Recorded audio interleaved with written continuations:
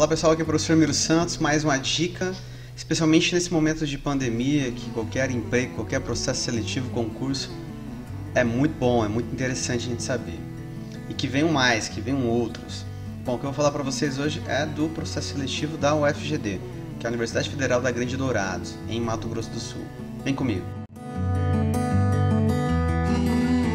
Acessem o site ufgd.edu.br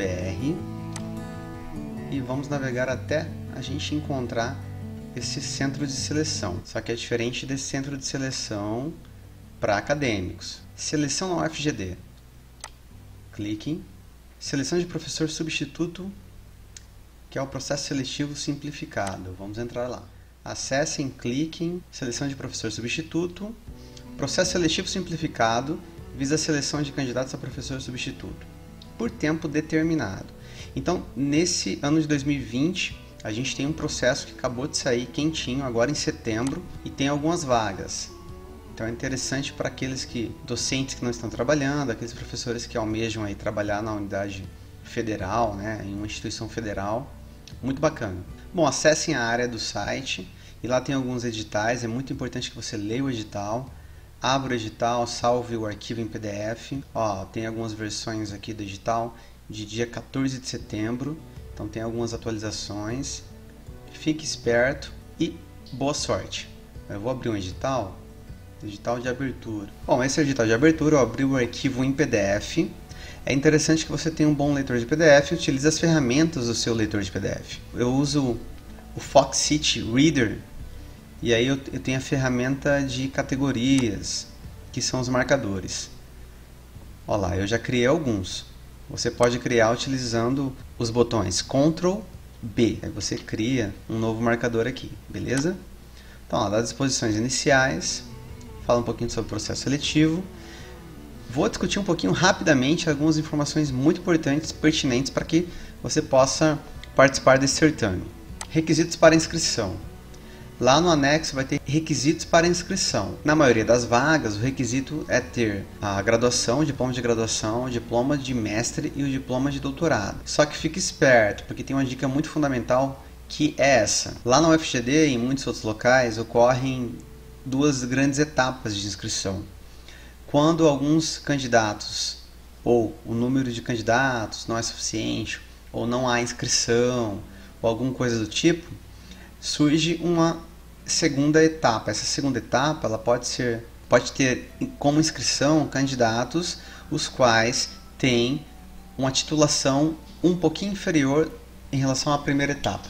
Então, por exemplo, se na primeira etapa um candidato para a vaga de química, né, um professor de química, lá na primeira etapa estava solicitando um candidato de vaga de doutor em química, com título de doutor em química, na outra etapa, caso não ocorra inscrição de doutores, pode ocorrer uma segunda etapa de inscrições destinada a candidatos para as áreas sem candidatos aprovados na primeira etapa. Então, professor de química com graduação e com mestrado, ele pode vir a concorrer e tem chances de entrar no processo. Então é muito bacana.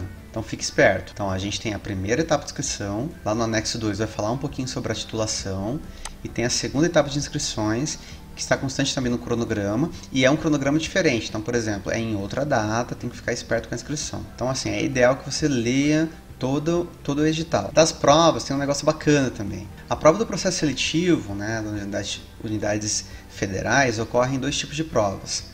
Então, há a prova didática e a prova de títulos. Geralmente a prova didática ela tem caráter eliminatório. Se a pessoa realizou a prova didática e não foi bem, ela pode ser eliminada. Já a prova de títulos ela nunca vai eliminar, ela vai só dar uma nota e o candidato que tiver mais títulos, publicação em artigos, publicações em periódicos científicos, participação em capítulos de livro, a pessoa ministrou algum minicurso, ou a pessoa ela apresentou uma comunicação em algum evento, algum congresso. Então ela vai ter um título que vai ser somado e ela vai ter maiores chances com esse título. Por isso que é sempre bom fazer aqueles cursos livres, participar de congresso, é muito bacana. Só que eu queria falar o seguinte, ó, a grande novidade é que nós estamos em período de pandemia, então a etapa da prova didática, ela vai ser realizada de forma remota. Então haverá uma sessão pública virtual, vai ter um link que vai ser divulgado pela Comissão Especial de Seleção e a pessoa vai participar dessa prova didática de maneira remota. Muito bacana. Então tá aí mais uma importância, mais um elemento que potencializa a importância de se postar diante das câmeras, de se testar, de fazer cursos, de você se capacitar para que você possa fazer uma aula mesmo via internet. Pessoal, da remuneração, a remuneração tem um quadro de remuneração, então varia de acordo com a titulação. Então dá uma olhada na titulação. Para a graduação tem um valor, tem aperfeiçoamento tem outro valor, para a especialização outro valor, mestrado e doutorado outro valor. Bom, da vigência do contrato. O contrato terá vigência de até 12 meses, então assim, o professor substituto ele vai trabalhar durante um ano. Só que, havendo interesse, pode ser que esse contrato ele continue, então há uma possibilidade de prorrogação, desde que o prazo não exceda 24 meses, ok? Pessoal, tinha uma coisa também que eu não falei em relação à inscrição, que é muito importante.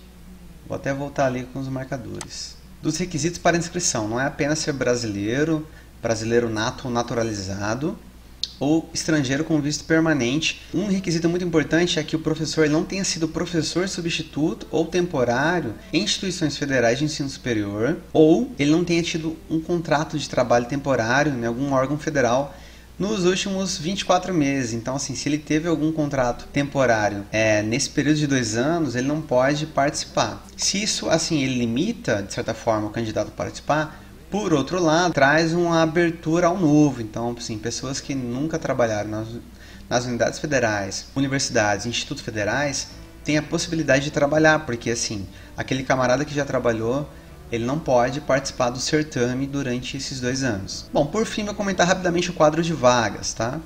Vocês verificam o quadro de vagas que ele tem a área, tem aqui a faculdade onde é, ó, nesse caso é EAD, e aí vocês vão perceber o seguinte, que aqui no quadro de vaga, quadro de distribuição de vagas e área de formação por unidade acadêmica. Então verifiquem aqui, ó, aqui está falando da primeira etapa, anexo 2. Então vai ter a área Libras Linguística. Então, por exemplo, aqui, ampla concorrência tem uma vaga, mais uma vaga de cadastro reserva. Então, cuidado com a legenda. Esse CR é cadastro reserva, o CH aqui é carga horária. Então, a carga horária é de 40 horas. Então, graduação, língua brasileira de sinais, licenciatura em letras, e aí vai. Eu vou passar as vagas que tem, pelo menos, as áreas que tem pelo menos uma vaga. Química geral, para professor de química, tem uma vaga, mais candidato cadastro reserva. Ensino de química, tem lá, vaga. É importante verificar a titulação, tá? Matemática e estatística tem uma vaga, ampla concorrência, e uma vaga para candidatos pretos ou pardos. Administração, uma vaga, 40 horas, mais cadastro reserva. Contabilidade, uma vaga. Direito civil, uma vaga. E engenharia de alimentos, uma vaga. E, por fim, automação eletrônica básica, uma vaga. Bom, vocês perceberam que há várias áreas as quais tem vaga para cadastro reserva. Não necessariamente há um número de vagas específico, mas o que acontece?